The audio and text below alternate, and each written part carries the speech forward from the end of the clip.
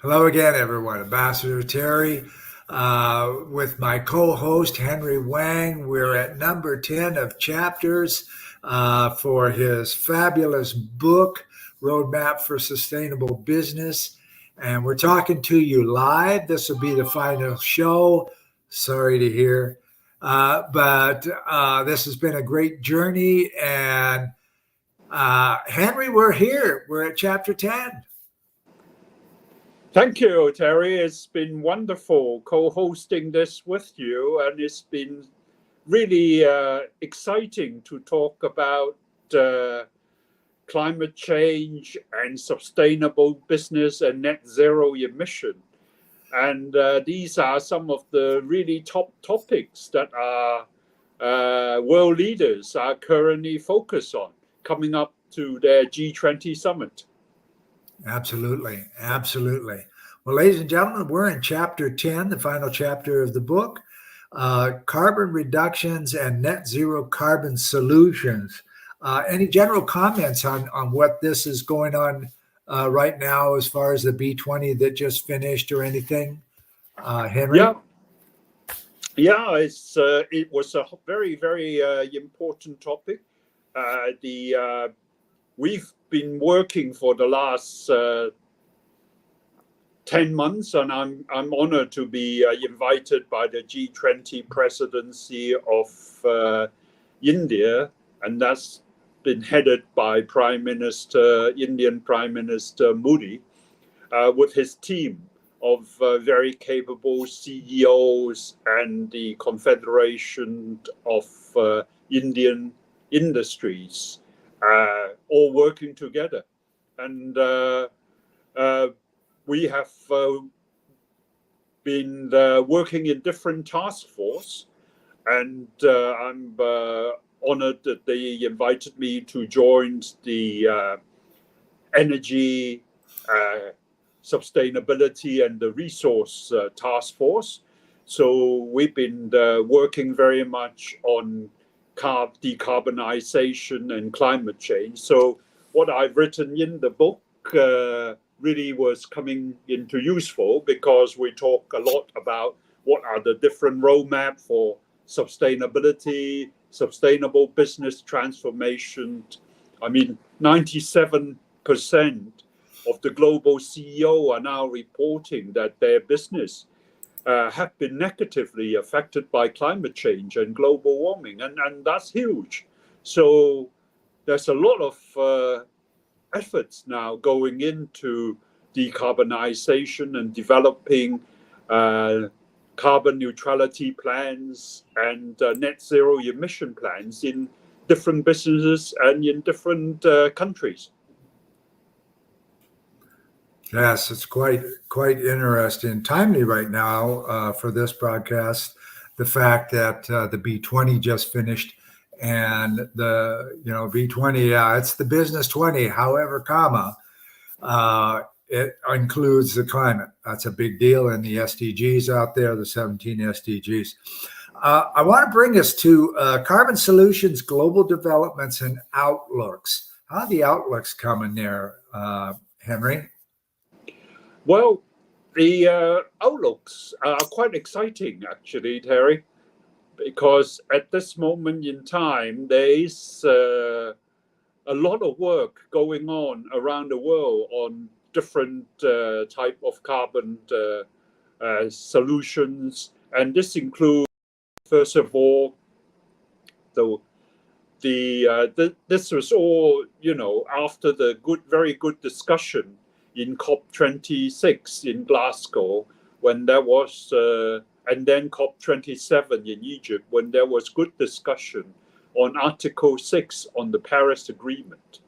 And that was now international agreement reached between the different countries to set up an international carbon market, which what this means is that now different countries can now trade carbon offsets, and therefore then we can all work together to try to reduce carbon emission globally.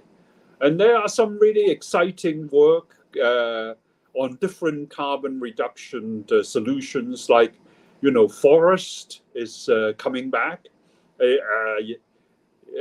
recognized to be a very important source of carbon reduction, natural carbon solution globally. There's a lot of work going on the sea carbon capture and storage by different companies. There's also some very exciting work on the CCU, which is carbon capture but utilization. So you capture the carbon, but you then change the carbon dioxide you can use. Yeah. So there is a lot of exciting things that are going on at this moment in time. Absolutely, absolutely. One of the problems with live, ladies and gentlemen, is people get kicked off and on and different things. I don't know if you saw that. Suddenly I went off and came back on, and who knows what happened there. But we're back and we're moving forward, and this is still live. You talk about direct air capture. And there, I'm seeing quite a bit of it in the news here lately. I wonder if you would talk about that a little bit. That's exciting news that's going on around the globe right now with different direct air captures. Yeah, direct air capture is a very exciting new development, particularly in the US and in Iceland. There is some now about 10 to 20 different direct air capture projects that are going on. And the idea really is they use various new technology, which is being developed to try to capture the CO2 from the air and then convert the CO2 into something useful or to pump it into the ground. But this is still very new technology, and a lot more development needs to be done, and the cost is still quite high. Absolutely, the cost is very, very high. What about bioenergy and storage developments that you've seen, Henry? Yeah, a lot of companies, particularly oil and gas companies, are working on the very large scale carbon capture and storage. So what this does is that they try to capture the CO2, which is generated from, for example, oil production or gas, and then they try to store it, pump it back underground, and try to store it in some sort of reservoir. And a lot of companies are working on this. There is quite a lot of projects that are working in this area, with about 25 to 30 very large-scale projects that are going on in the US, in Europe, in different areas. And if these are successful, looking ahead, they can see maybe 100 to 150 more projects going on. But these are still needs a lot of development, still early days. There are some concerns about whether the CO2 that's captured could leak into groundwater, and how long will the CO2 that's been captured stay underground. Yeah. And that's why some very clever people, some new group of researchers and clever scientists are now saying that, well, once we capture the CO2, why don't we make something useful out of this? Yeah. So that's also a quite new development called CCU, which is carbon capture, but instead of storing it underground for many years, then you try to convert it by various clever means into something useful, like clean fuel. And that is quite an exciting new development. I love that idea about the clean fuel. You know, fossil fuels is its end, and you know, uh, even the oil companies know it. You know, and they're trying to come up with more biodiversive products for their companies and everything. And hope you do come up with something, because we've got to get rid of fossil fuel. We're going to run out if nothing else. Now, are we going to run out? Probably not for in our lifetime, certainly, and for a few lifetimes in front of us. If we survive long enough from air pollution to see if that comes to fruition. You know, talking back through our past weeks, you know, there's and you kind of alluded to it just a minute ago. It's expensive, and we talked about financing available. I think I read about, or was in a conversation the other day, where some co-op style financing and investing can be done in various areas in and around the beef industry, trying to figure out how to capture some of that carbon dioxide that's being emitted from livestock production, those kinds of things. And perhaps you could talk about the dollars and cents side of this and what you've seen and heard. Yeah, well, the very important thing after the carbon, the discussion in COP26, 27, when they talk about the carbon, the international carbon markets, the carbon offsets. Of course, one of the very important thing is people now starting to talk about the cost of carbon. Yeah, the cost of carbon, and trying to also to develop some international carbon pricing, so that people can start to trade carbon like they trade other things, other commodity. So carbon start to be a commodity. I mean, in the U.S., the EPA's estimated the U.S. Carbon cost to be around $40 to $50 per ton. Yeah, and you know, there are different thoughts about whether companies should be taxed on the carbon emission based on the carbon that they have emitted. So these start to be very, very important economic drivers to force company to try to reduce their carbon emissions. And you know, it also allows different countries to work together to try to reduce carbon. One very exciting area of development is on the natural carbon solutions. Forest is now recognized to be a very effective form of carbon emission reduction. And Norway, and some countries are having international cooperation. I think one very famous example, which I've talked about in my book in here, is the joint forest project between Norway and Gabon to reduce carbon by the forest in Gabon. And they've agreed a project for the next 10 years where they will be where Norway will effectively be paying Gabon an agreed price for carbon offset, yeah, at about $10 per ton of carbon. And they will use independent third party to assess the amount of carbon that the forest in Gabon has been helping to remove globally.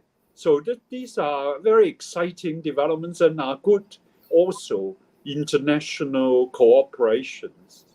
At the same time, this is also a very good example of just transformation, which is a very important part for climate change mitigation, which means, that the climate adaptation and mitigation should be fair and equitable, and it should help to bridge developed countries and underdeveloped countries. Absolutely. And you really touched on something there that's important, ladies and gentlemen, to think about, and that is deforestation. We've got to stop the use of wood in our economies. Okay. Deforestation comes in many forms. Big time is out in Brazil and South America. Deforestation there is massive. We need trees to convert the carbon dioxide. They live off carbon dioxide. We live off of their oxygen. There's a trade-off here, ladies and gentlemen. But we have another issue that a lot of people really don't pay attention to, but it's quite noticeable from space, and that is the Great Sahara Desert continues to expand.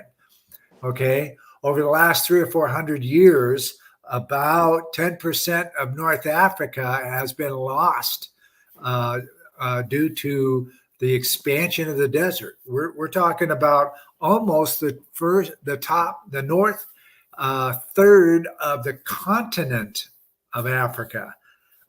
Just part of that is bigger than the United States. Is now sand. Okay, think about that. All of that plays into a stronger green environment to hold back that sand. Now, is it going to stop it? No. Is there a way known at this point in time to stop it? No. But these are things that we get to take a look at and be aware of, okay?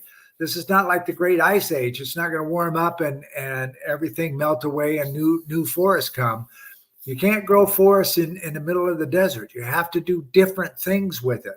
They're trying different things. They're planting different types of trees that grow their roots deep and fast so that they can touch the water tables a little easier. But that's only going to slow things down, Henry. Yeah, that's right. And there's a lot of work also. I think you touch on a really very, very important area where, deforestation is been a big issue globally. It also was a lot of the greenhouse gas emissions has been found to be generated from logging and from people practicing the burning down of forests after they've logged trees and things like that, so that they can accelerate their economic return by planting new trees and things like that.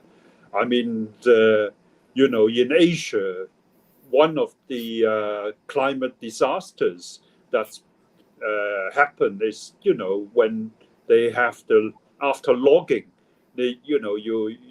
people start burning down forests, and then that these haze have drift over Southeast Asia and have caused tremendous problems for different countries. So these are really, really becoming very serious, and hopefully now people will realize that forests are very important for us because they are really natural, very efficient natural carbon absorbents. I mean, people have estimated the forest globally had helped to absorb 6.5 gigatons of carbon dioxide altogether. And this is tremendous. I mean, this is huge, so hopefully different countries and different companies around the world are now getting the new message that they should help to preserve our forests, and so that we can maximize their carbon emission absorption capabilities. Absolutely. Absolutely. And you touched on a good point there that the country is affecting other countries, your neighbors, and the health, the general health. North America right now, the Canadian wildfires, et cetera. There's no way to stop that stuff. You just got to hope for a good rainstorm. And it's hurricane season, but hurricanes don't go up into Canada. And so, there's the great burn off in Australia as well. All of this contributes to the complications that we're having right now. With the G20 coming up, Henry, what have you seen or heard that they're probably going to talk about this time around? Yeah, it's this is a very busy time. We've been working very busy for the last 10 months.